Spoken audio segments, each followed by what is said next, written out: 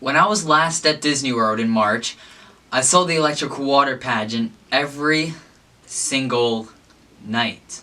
In 2015, when I stayed at Bay Lake Tower at Contemporary, I would have told my future self I was insane. Because, to be honest with you, it gets a little annoying after seeing it about 3 times in a row. Now I'm not saying that it's a bad show. It's classic. But the reason I saw it so many times was for research purposes. Electrical water pageant is a rare example of something that has stood the test of time and has been there since the opening year of 1971. Yes, it has changed a few times, but more on that later. But now, I'm Dane, and it is time to tell the story of the electrical water pageant. In 1971, when the Florida project was being built, they of course needed to build the Magic Kingdom, but also needed to figure out what to do with the land in front of the park. They found out early on that the land was unstable and construction would not be safe. So to fix the problem, they decided to create a man-made lagoon and connect it with the nature-made Bay Lake. Plus, they built resorts around the Seven Seas Lagoon to make the iconic imagery we all know today. Disney had an idea of doing something special at night. Fantasy in the Sky had already been running since 1958 at Disneyland, and that show would later come to Disney World in the same year of 1971. I couldn't find exact dates, but there was some evidence of December 30th, so we'll go with that. They wanted something that would go around the resorts as a goodnight kiss, something that gave guests a touch of Disney magic one last time. It wouldn't include traditional Disney performers. Instead, it would have dozens of sparkling lights to dazzle the night and its guests. The concept got approved and Disney immediately went to Tom Kellogg, the man in charge of Walt Disney World Watercraft at the time. They tasked him with finding a company to make the 33 pontoon boats for the show. He gave Harris Boats a call plug really quick, in Indiana. Go check them out if you need any boats. They answered by making 33 pontoon boats, each 30 feet long and 3.5 feet wide. When they arrived at Disney World, they did not have an order number and did not have permission from anyone at Disney. The problem was quickly solved, but could you imagine this happening now? You know, everything that I do is so coordinated, and to think that the newest show didn't have an order number and wasn't approved by Disney is just crazy to think about. I mean, could you imagine Remy's, the vehicles get there and they can't get on property because they weren't approved? Crazy to think about now. Testing began as soon as the boat arrived. A driver is located at the front and the back of the connected barges. Somehow you can get a transportation card. I have no idea if you get close to it somehow. A problem that arose quickly was the barges couldn't get over the bridge from Seven Seas to Bay Lake, even scraping the bottom a few times. Disney World as a whole opened on October 1st, 1971, and just 24 days later, on October 25th, 1971, the electrical water pageant made its debut on the lagoon. The pageant was an immediate success and something that people had never seen before. In the original version, a song that was made popular by another Disney attraction, Main Street Electrical Parade, Broke Hoedown was the song in the original version. That song actually came from the record Kaleidoscopic Vibrations, electronic pop music from Way Out.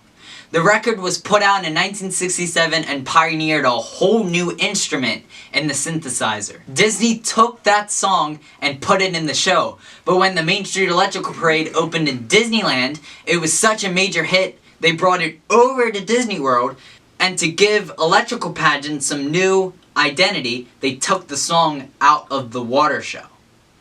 The electrical water pageant consisted of 11 characters. 6 of them are still in the show today. In the original order, it goes Sea Serpent, which took up 3 floats, Whale, 2 sea lions playing with a beach ball, Clam with it open and closed and there was a mermaid inside, Goldfish, dolphins, mermaids again, octopus, fish, seahorses pulling King Neptune himself, and it all ended with the barges changing to show stars and the American flag.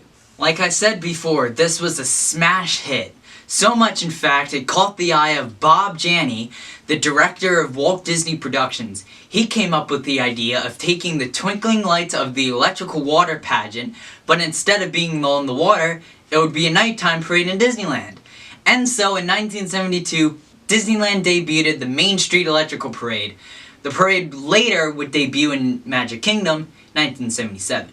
And I mentioned before, because of this, Baroque Hoedown was used in the Main Street Electrical Parade, so it was taken off the soundtrack for the Electrical Water Pageant. The whole show was updated in 1972, and this version ran from 72 to 76. The changes were the sea lions and the clamshell were substituted for the classic turtle, the goldfish and the mermaids were taken away. Plus, the octopus was updated to look the way it looks today, and the shrimp? Kind of weird. There's not really shrimp in Seven Seas Lagoon. In 1976, the soundtrack was updated due to the Main Street Electrical Parade coming into Walt Disney World. If you notice a theme here, Electrical Water Pageant changes because of the Main Street Electrical Parade. So, fun fact there. In 1977, Electrical Water Pageant was updated again. This time, each float was presented with its own special song. Jay Christensen and Don Dorsey wrote most of the songs. And yes, again there were character changes, but this time, all were here to stay, because to this day, all the characters that were added are still in there. The shrimp and flying fish were replaced with the dinosaur and the crocodile. But Electrical Water Pageant was not complete, because in 1996 the soundtrack was overhauled to honor the 25th anniversary of Walt Disney World and included, yes sir, IP, but done in a good, decent way. The track list goes as follows: Sea Serpent, Boo Bop Bop Bop Bop from Peach Dragon. What a stupid song name.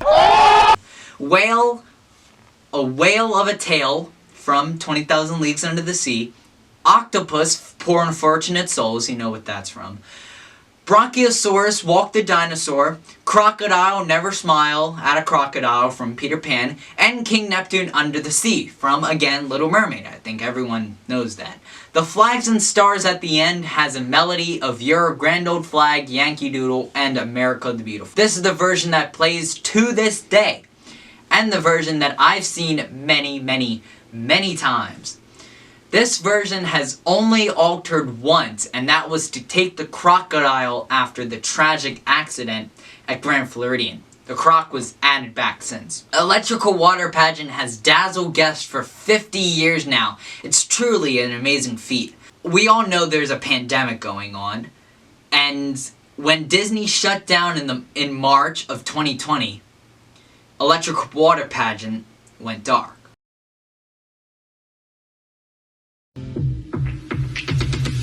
We are so excited to be bringing the Electrical Water Pageant back on the water. Our guests are going to be thrilled to have this experience. We have 14 free-floating barges with thousands of light bulbs and a variety of shows that twinkle and dazzle each night, and it means so much to not only our guests but also our cast and all of Walt Disney World as a whole.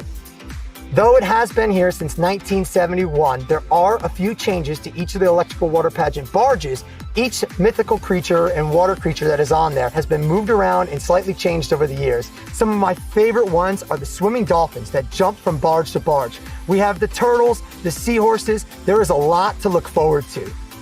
I'm so excited to be right there with our guests, experiencing it for the first time, watching their bright eyes light up as we bring back the Electrical Water Pageant coming soon.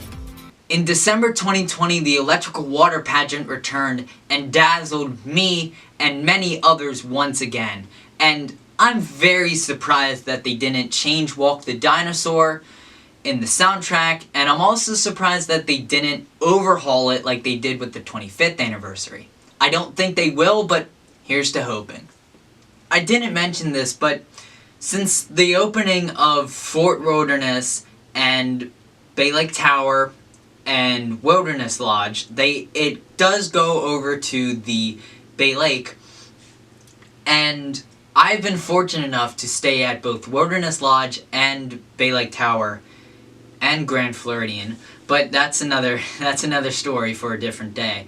And I've been fortunate enough to see the Electric Water Pageant a lot, and I recommend seeing it. If you're if you're staying at one of those resorts, you're gonna see it anyway. You have no choice.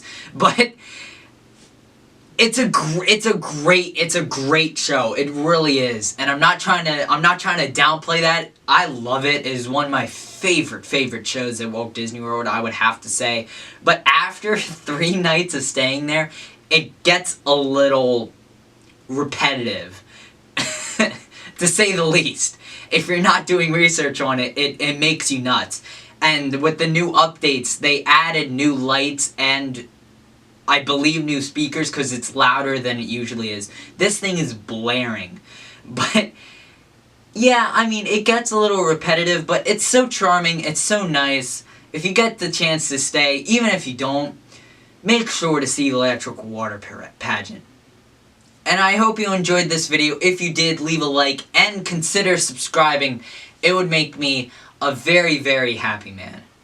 And with that, I'll see you in the next one. Have a magical day, everybody.